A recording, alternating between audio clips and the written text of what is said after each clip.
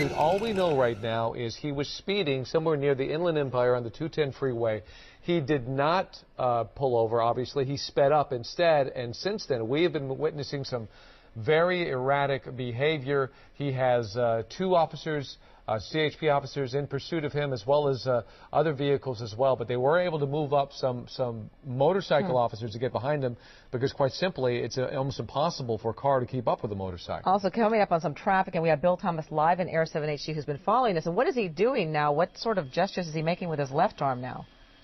Well, he may have a broken hand. We saw him a while ago actually punching those car mirrors off of vehicles on the 210 and then later onto the 134. I saw him throw his gloves off when he was on the 210 westbound at Lake Avenue in Pasadena, and it looked like his hands may have been swollen. Right now we're on the Hollywood Freeway in the San Fernando Valley, 170 northbound, Roscoe Boulevard. He's doing everything he can to get around that traffic. This is where it gets real heavy at Roscoe. That's because it's where the 170 actually terminates and pushes you onto Interstate 5 into the San Fernando Valley. Let's say something about that motorcycle he's on. That appears to be what's called a Honda CBR 1000. That's a very small motorcycle and extremely powerful motorcycle. Speeds have been estimated at nearly 100 miles per hour. He's in the carpool lane right now, clearly slowing down quite a bit to get around all that traffic, but this is brutally dangerous. There's really only two ways for law enforcement to stay on top of this guy. Very dangerous now in the construction zone, in the dirt. That's extremely difficult to do, especially at those speeds without perfect tires and expert riding. I've ridden in the dirt. It's very tough on a dirt bike, but boy, a street bike, this is showing some really good ridership.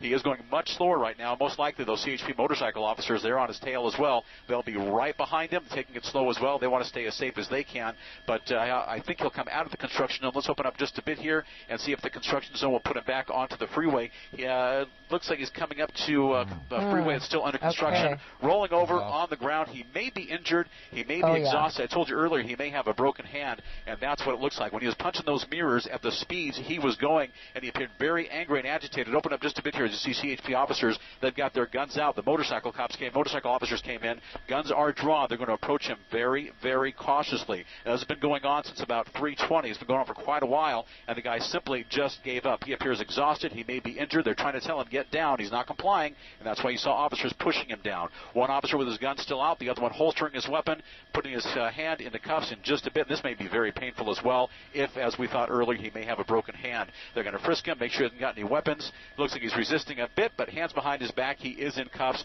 Fortunately, this thing is over. This all began right around 3:20 out of Rancho Cucamonga. CHP officers telling us who were chasing a guy on a motorcycle simply for speeding. He didn't want to stop, so that counts for failure to yield. We've noticed a great deal of reckless driving. This may also turn into a hit-and-run suspect. He was actually hitting other cars with his fists on the freeway.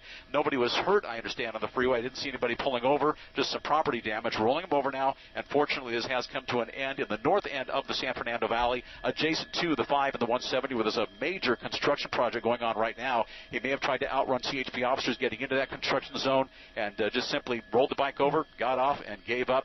Fortunately, suspect in custody, and this is all wrapped up. They are saying it's code 4 right now, and the suspect is in custody. We're live this afternoon in Air 7 HD over the San Fernando Valley. Bill Thomas reporting, ABC 7 Eyewitness News. Look at that police CHP officer is actually consoling that rider right now, talking to him, consoling him, letting him know everything's going to be all right. He's in custody. The chase is over.